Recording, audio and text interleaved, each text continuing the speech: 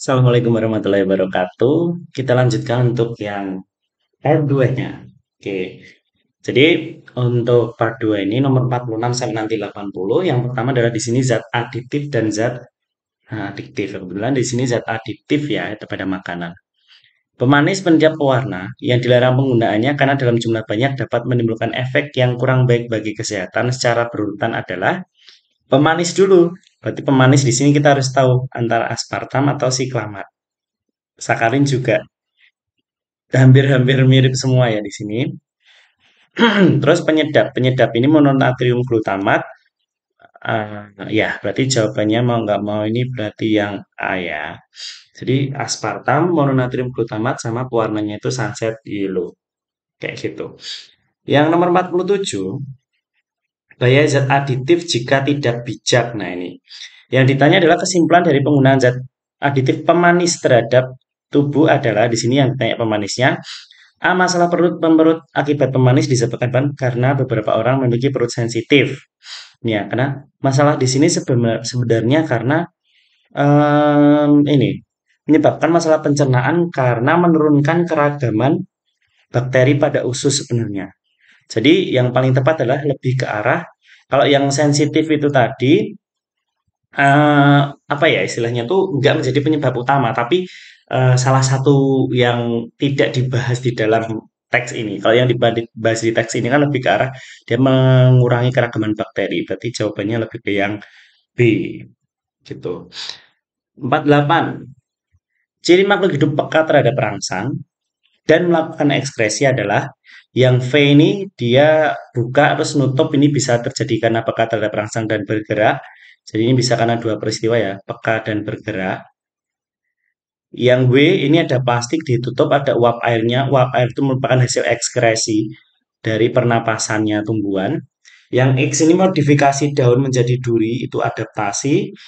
Yang Y itu tumbuh dan berkembang. Berarti jawabannya yang V dan W. 49. Oke, saya enter. Ciri makhluk hidup yang ditunjukkan pada gambar. Berkembang bisa jadi berkembang biak, peka terhadap rangsang. Oke, tapi yang di sini yang lebih ditunjuk terhadap gambar di sini adalah pekanya terhadap rangsang satu, tumbuh, nih, berarti tumbuh, tumbuh dan berkembang ya, nggak bisa cuma tumbuh tok karena di situ muncul bunga dan lain sebagainya. Terus peka terhadap rangsang yang penting dua ini dulu. Memerlukan makanan tidak, beradaptasi tidak, berarti antara A dan C. Berkembang, tumbuh berkembang yang C ya lebih tepat ini yang tidak ada tumbuhnya yang A. Gitu. Nomor 50.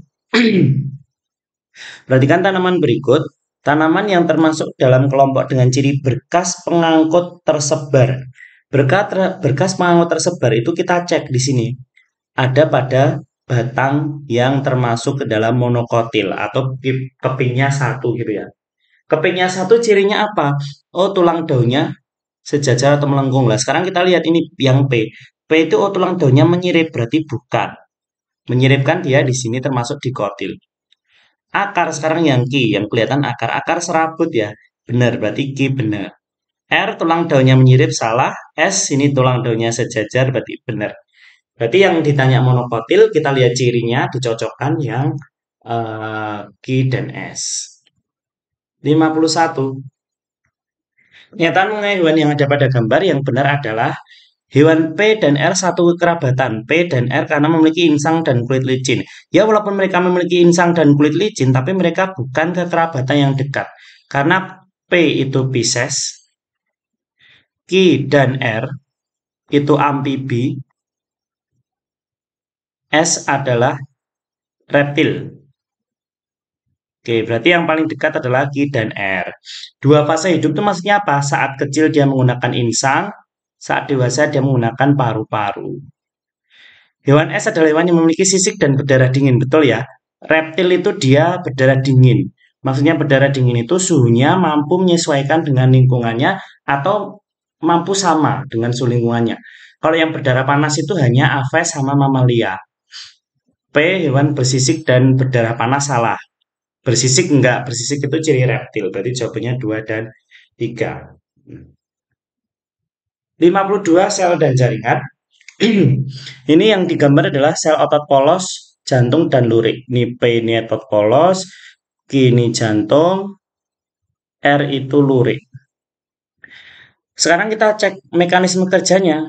Otot polos itu tak sadar, otot jantung tak sadar, otot lurik sadar. Bener ya jawabannya yang A. Kalau kerjanya, polos dan jantung itu tidak cepat lelah. Harusnya tak cepat lelah. Nah, kalau lurik itu gampang lelah, cepat lelah. Pusat koordinasi polos dan jantung itu di sumsum tulang belakang. Sumsum. Nah, baru yang lurik itu di otak karena disadari oleh kita. Penyusun otot polos itu pencernaan organ-organ dalam. Terus otot lurik itu dia gerak, alat-alat gerak yang disadari oleh kita. 53 ini sel. Jadi di sini ada jaringan tulang ini ya, gambar jaringan tulang seperti itu, jaringan otot seperti ini, tendon seperti ini. Kita lihat yang P. P itu adalah nukleus anak-anak. Nukleus itu fungsinya sebagai tempat pusat koordinasi atau intinya. Q adalah mitokondria. Mitokondria merupakan tempat respirasi dan pembentukan energi. Nah, respirasi dan pembentukan energi berarti jawabannya yang delta, mengatur aktivitas dan menghasilkan energi. 54. Ada gambar bus keluar asapnya. Dampak polutan secara dominan yang bagi bumi secara menyeluruh ya. Jawabannya kalau bagi bumi secara menyeluruh berarti kita lihat yang efeknya itu secara global. Berarti yang paling tepat adalah yang C. Ini semua benar, tapi kita lihat yang paling berdampak secara global adalah yang C. 55. Upaya yang tepat ini di pabrik gula Madugesmo karena pencemarannya banyak ya. Dalam mengatasi pencemaran udara oleh pabrik ditunjukkan oleh nomor 1. Menggunakan water sprayer penyemprot pada cerobong asap mengurangi cemaran jelaga. Bener ya? Cemaran jelaga itu kayak abu-abu. 2. Meninggikan cerobong asap pabrik untuk mengurangi pencemaran. Enggak ada hubungannya yang meninggikan. 3. Menambah filter atau penyaring air kapur pada cerobong asap untuk mengurangi gas SO2. Benar. 4. Menanam tanaman yang dapat menyerap CO2 saat proses respirasi di malam hari. Enggak ya. CO2 itu bukan saat respirasi, tapi harusnya fotosintesis di siang. Kalau malam hari, itu justru malah dia akan menyerap oksigen sama kayak manusia. Berarti salah. Berarti jawabannya 5. Water sprayer mengurangi cemaran di ini podo. 125 ini sama ya. 135. Yang 5 ini sama. Masih ke kopas. Nggak apa-apa. Oke. Jaring makanan organisme X dan Y yang paling tepat mengisinya adalah ulet nggak mungkin dimakan elang, apalagi dimakan ular nggak ya. Kambing bisa jadi 2 dan 4. Akan tetapi kambing kok dimakan ulo-welang gini, nggak mungkin kambing dimakan ulo-welang gitu ya. Berarti 2 unreasonable. Yang paling tepat ya 3 dan 4. Tikus sama katak. Tikus bisa dimakan ular, bisa dimakan elang. Katak bisa dimakan ular, bisa memakan belalang. Jawabannya yang delta. 57. Berdasarkan jaring makanan, jika tikus dibasmi adalah, nah ini, penurunan populasi elang bisa jadi, peningkatan populasi belalang bisa, peningkatan populasi ulat bisa. Oke, A mungkin. B. Peningkatan populasi ular salah. C. Peningkatan populasi barang benar. Penurunan populasi ayam bisa jadi karena ulo kan jadi akhirnya makan ayam. Dan penurunan populasi katak bisa jadi karena apa? Elang jadi nggak makan tikus, jadi akhirnya elang itu cuman makan ayam sama katak. Yang D. Peningkatan populasi elang salah. Ular salah. Berarti jawabannya antara A dan C. Kita lihat yang mana yang paling mungkin. Yang A penurunan elang, peningkatan populasi belalang, dan peningkatan populasi ulat. Oke, peningkatan populasi ulat dan belalang, iya memang. Tapi kalau penurunan populasi elang itu jauh, jangkanya masih jauh karena elang masih di situ masih ada kodok dan juga ayam. Kodok dan ayam yang nantinya akan memakan belalang dan ulat yang dalam jumlah banyak. Yang C, peningkatan populasi belalang benar, penurunan populasi ayam benar. Kenapa? Karena ayam secara langsung prey atau korban yang dimakan oleh ular itu secara langsung akan digantikan oleh kodok dan juga ayam. Itu secara otomatis berarti ayam akan turun. Terus penurunan populasi katak juga jelas karena apa? Seiring meningkatnya belalang dan ulat, apa namanya? Katak dan ayam dimangsa oleh elang dan ular. Jadi predatornya malah ada dua. Berarti yang paling tepat yang C. 58. Pasangan organ enzim yang dihasilkan. Oke. Nomor satu enzim renin salah. Nomor satu itu dia hati. Hati itu menghasilkan empedu ya. Renin itu fungsinya bukan mengemulsikan lemak tapi mengendapkan kasein protein susu itu di lambung. Nah, terus pepsin. Pepsin mencap protein menjadi pepton di nomor 2 benar. Jawabannya B. Di lambung itu enzimnya ada perih. Pepsin, renin, HCl. 3. Petialin, salah ya. Di 3 itu pankreas. Pankreas itu menghasilkan enzim tali. Tali, tripsin, amilase, lipase. Tripsin mengubah protein menjadi asam amino, amilase mengubah amino menjadi glukosa, lipase menjadi lemak menjadi asam lemak dan gliserol. Jadi salah. Lipase di 4 benar, tapi di sini ya enzim yang dihasilkan oleh organ mana? Berarti nomor 4 ini salah. Harusnya adalah 3 yang menghasilkan lipase. Jadi usus halus. Usus halus itu hanya sebagai tempat. Tempat siapa? Tempat lipase bekerja. Jadi kalau yang memproduksi lipase ya pankreas gitu anak-anak. Jadi jawabannya B.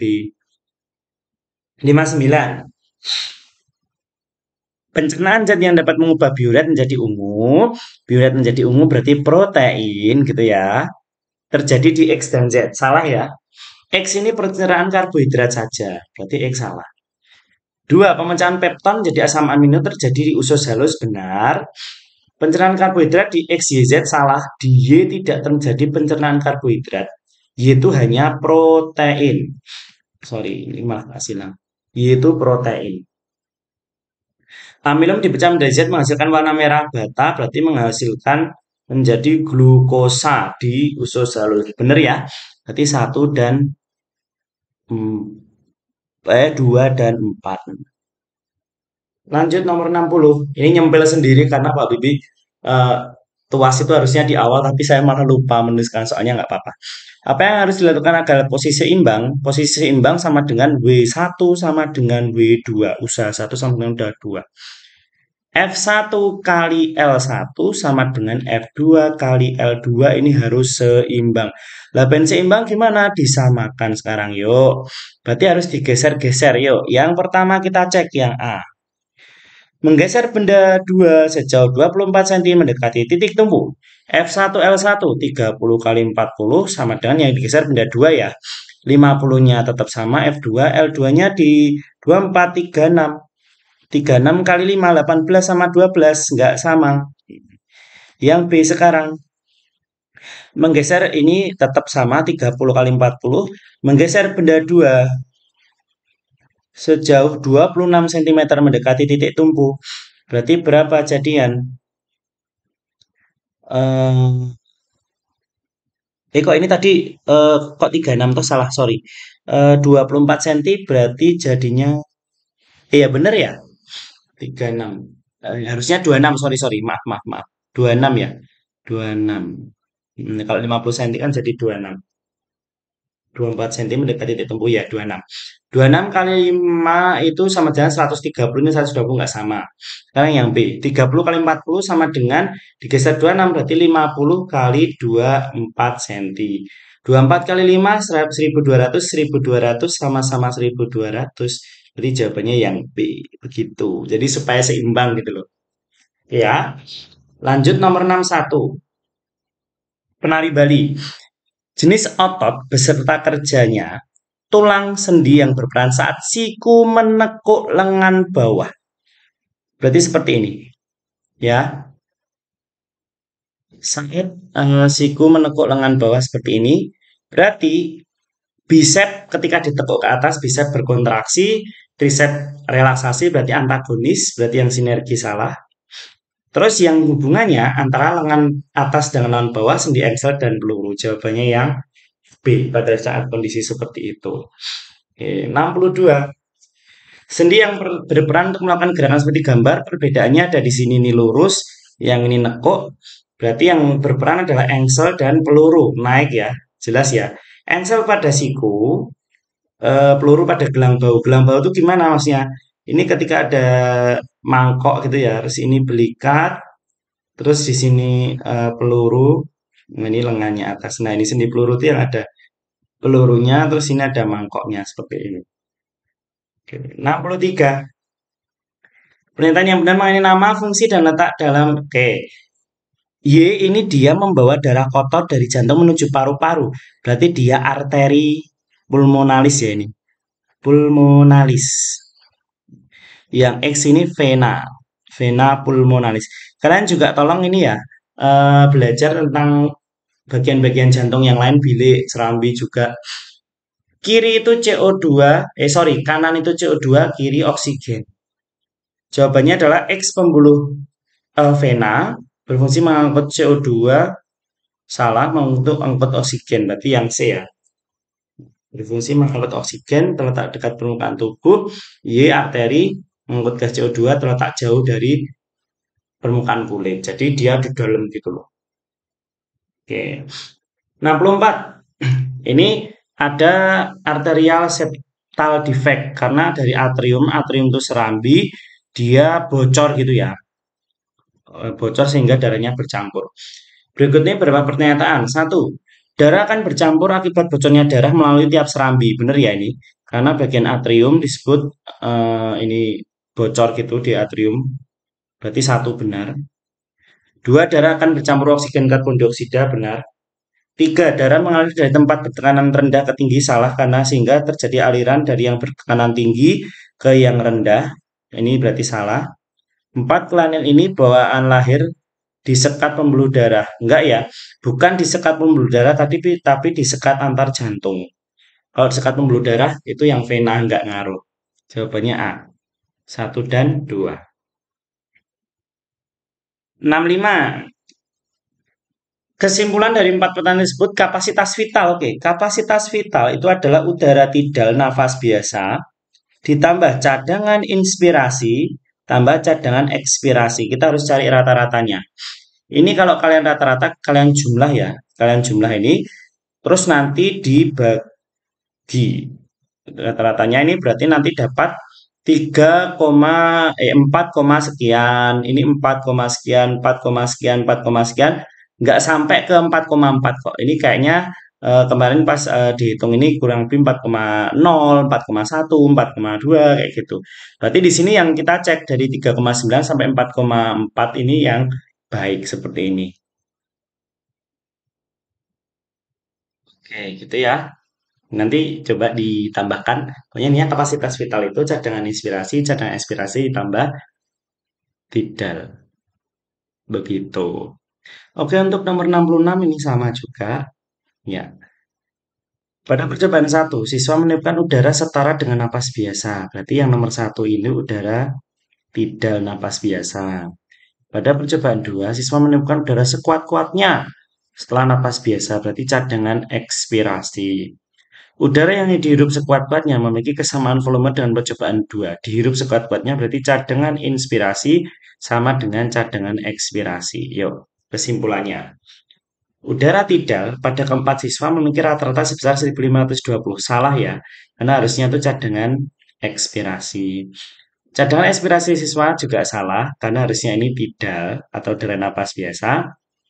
Yang C, kapasitas vital udara yang dimiliki keempat siswa. Nah, oke, kapasitas vital itu tadi apa? Udara pernafasan biasa, tidal, ditambah cadangan ekspirasi, ditambah cadangan inspirasi. Itu kapasitas vital. Berarti di sini kapasitas vital adalah 487,5 ditambah 1520. Ini berarti di depan. Tambah 1520 lagi. Loh kok dua kali Pak 1520-nya? Karena kan ini cadangan inspirasi sama dengan cadangan ekspirasi. Berarti jawabannya adalah 3527,5. Jawabannya yang D. Begitu. Ya ya. Sip. Eh, Gimana nih ngilanginnya ini? Oh, ini hapus. Iya. Nggak bisa. Iya. Oke, saya turunkan lagi. Lanjut nomor 67. Ginjal. Nefron berfungsi sebagai bagian dari ginjal. Kita lihat dulu di sini. V. V di sini adalah korteks ginjal. Aduh. Oh, belum saya klik. Nah, oke. V di sini adalah korteks ginjal. Korteks itu fungsinya dia sebagai tempat filtrasi, filter darah, dan juga di sini reabsorpsi. Yang W itu adalah medula ginjal. Medula ginjal itu fungsinya dia sebagai mengatur kadar air, apakah urinnya kurang air, bagian air.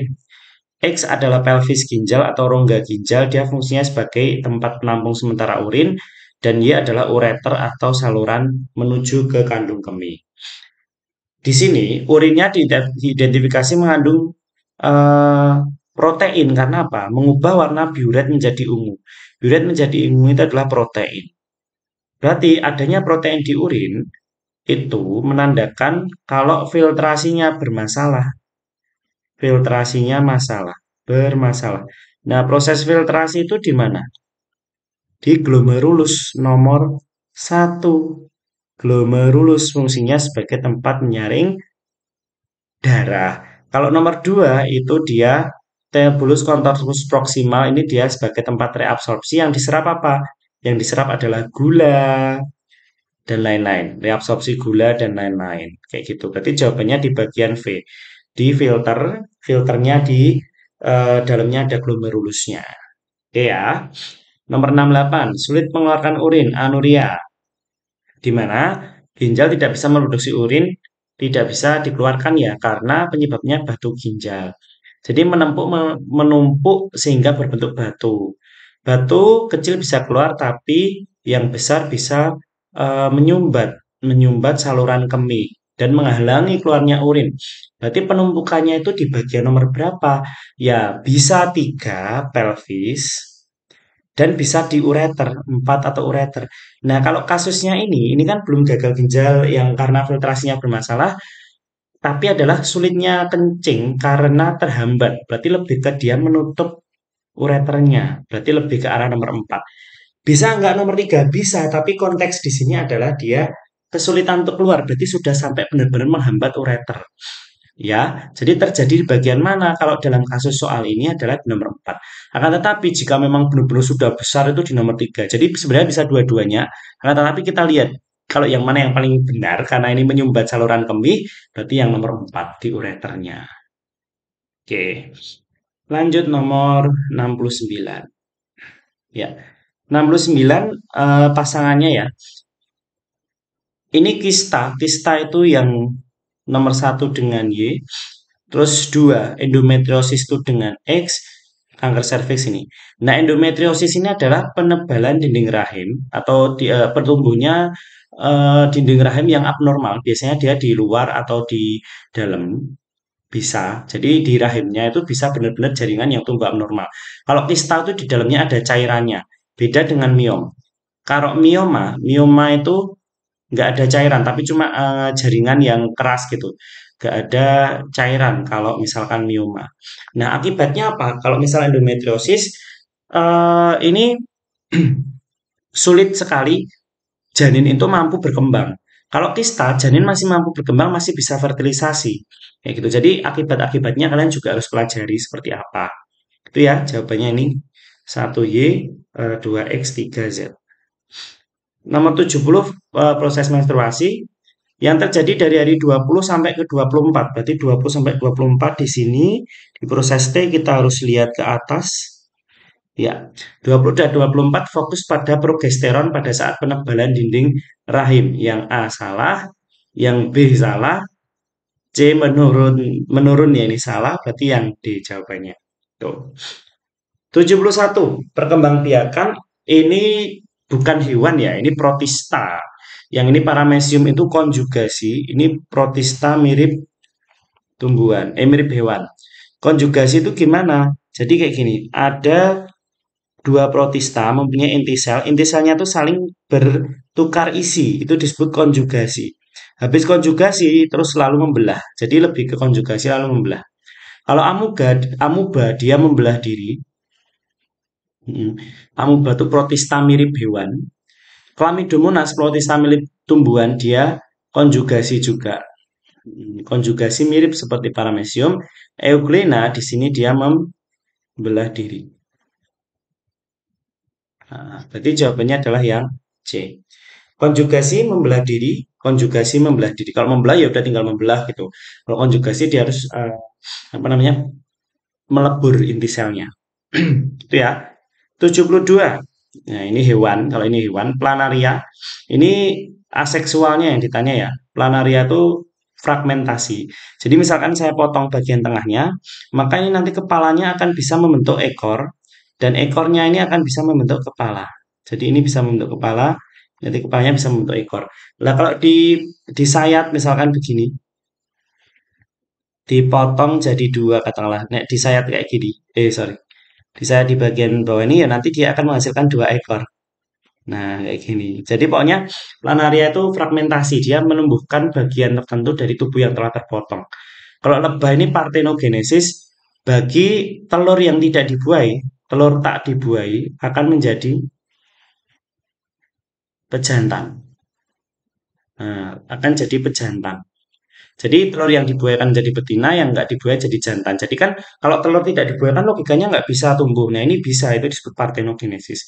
Kalau ubur-ubur dia aseksualnya bertunas ya, obelia itu dari polip, polip yang bertumpuk-tumpuk itu. Nah kayak gini. Nah ini nanti bisa lepas obelianya. Nah kayak gitu. Jadi jawabannya fragmentasi, partenogenesis, dan bertunas bebek. 73. Hasil analisis AD terhadap dua perlakuan adalah yang A ini menghilangkan floem dan kambium. Tujuannya supaya tidak bertumbuh ke samping dan tidak terbentuk kulit. Berarti langkah A bertujuan menggunakan kambium dan silem salah. Kalau silem dibuang, silem kan letaknya di dalam yang mati, nanti nggak bisa tumbuh yang atas daunnya. Yang B, langkah A bertujuan agar zat makanan fotosintesis terhenti di daerah pemotongan dan merangsang pertumbuhan akar. Benar yang B ya. B, membungkus batang untuk menumbuhkan kulit batang. Jelas salah. A dan B bertujuan menghentikan proses penggunaan air. Enggak, airnya harus tetap tersalur ke daun. Yang nggak bisa adalah proses ininya, fotosintesis di bawahnya nggak boleh. Jadi pada saat di situ loh, kok wis sudah tidak ada makanan, berarti kita harus menumbuhkan akar gitu.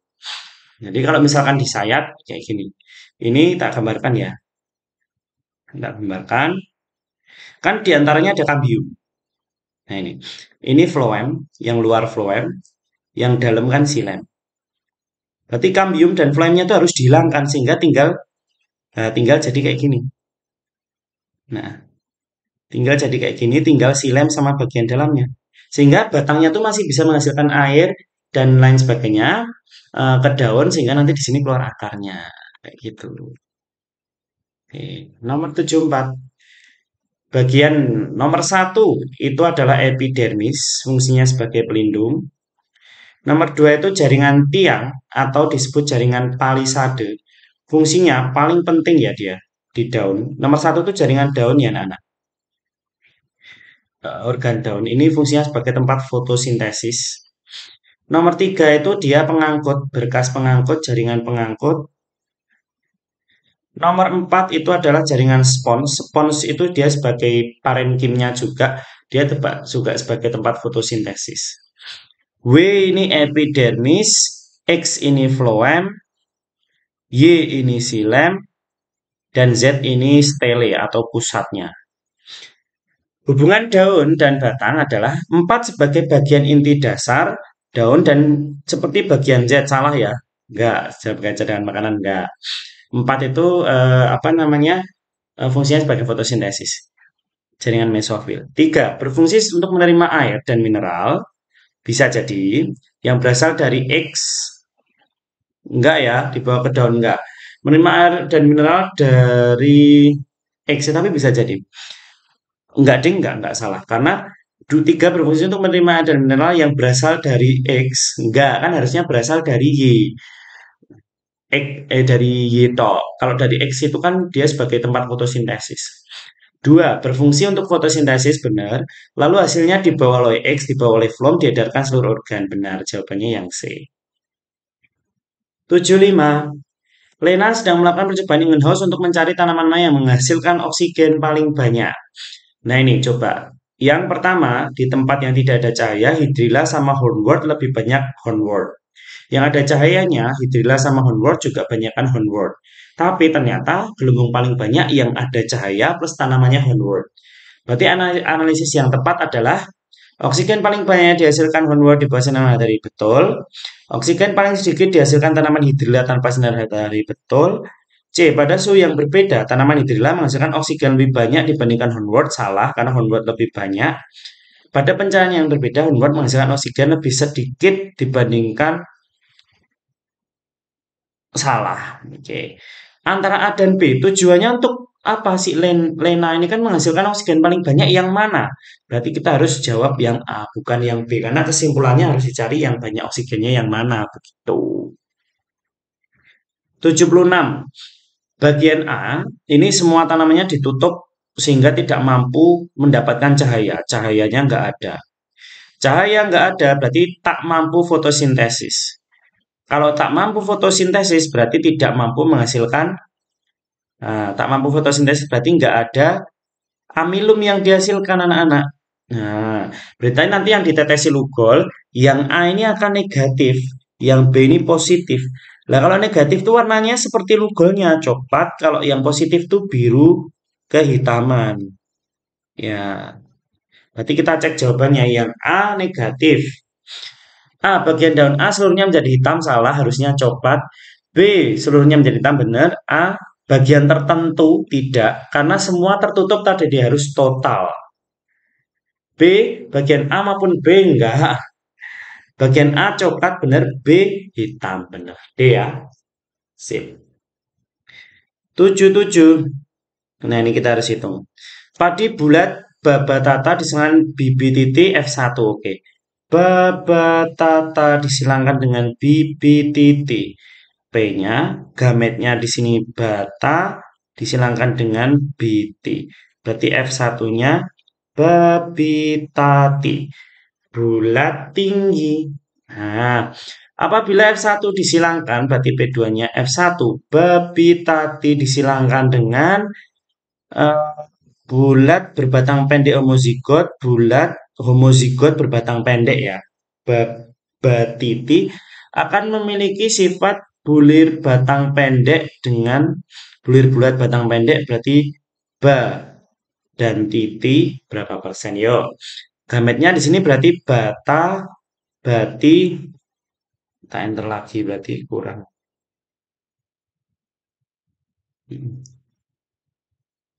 Bita, biti, yang ini cuman bati. Disilangkan, silangkan, silangkan, silangkan. F1-nya, F2, sorry. Berarti babatati.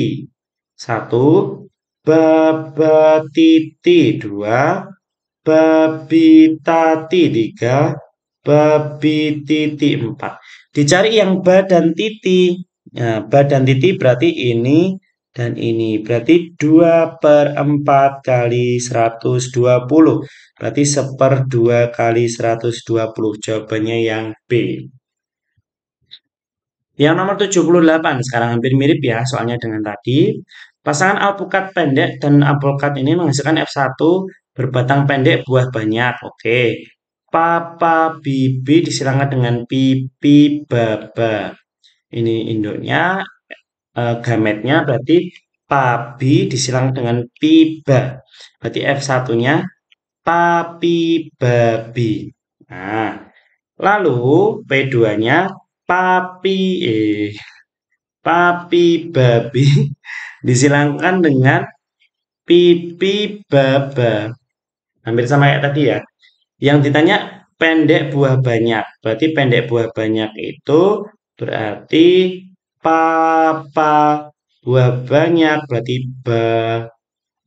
Bisa papa baba. Pokoknya gini, asalkan ada kan dominannya pa gitu ya tadi. Pa dan ba, wis anggar ada pa dan banyak dia nanti benar. Gametnya ini pa, ba, pa, bi, pi, ba, pi, bi. Yang ini pi, ba. Disilangkan satu-satu. F2-nya adalah papi, baba, papi babi, pipi baba, pipi babi. Yang ditanya ada pa dan banyak, berarti di sini ada 2/4 kali 100% adalah 50%. Jawabannya yang B. Karena ada dua ini. Ya toh? Yang pa dan ba ada dua. Oke. Nomor 79. Ini inseminasi buatan, tapi metodenya adalah dengan menyumbangkan embrio. Jadi nomor satu di sini dia diinseminasikan, terus embrionya didongke, dibagikan ke 4 jenis sapi yang berbeda. Nah, anaknya ini adalah anak siapa? Ya anak sapi yang punya sperma, sperma dan yang punya embrio tadi. Berarti nanti anaknya ini adalah mirip dengan sapi yang atas ini. Nah, ini akan menjadi sapi yang ada di bawah ini semua. Jadi induk-induk yang empat ini, induk empat ini dia hanya menjadi sebagai wadahnya untuk hamil saja. Anaknya ini nanti sifatnya sama kayak induknya yang ini dan bapaknya. Berarti hasil nomor 4 ini bersifat sama dengan induknya sehingga terjaga kelestariannya. Benar jawabannya. Bukan menciptakan spesies baru. 80 yang terakhir adalah proses nomor 3 dan 4 adalah 3 ini habis DNA dipotong, habis itu disisipkan bareng-bareng sehingga menggabungkan. Jadi ini digabung. Setelah digabung, nomor 4 ini disisipkan. Disisipkan kemana? Nah, ya ke sel tumbuhannya, bukan ke plasmidnya. Berarti jawabannya yang B. Oke, itu anak-anak terima kasih atas perhatiannya. Semoga kalian besok bisa mengerjakan SPD. Semoga mendapatkan nilai yang bagus. Saya doakan semoga kalian mendapatkan apa yang kalian cita-citakan. Terima kasih sekian dari saya. Wassalamualaikum warahmatullahi wabarakatuh.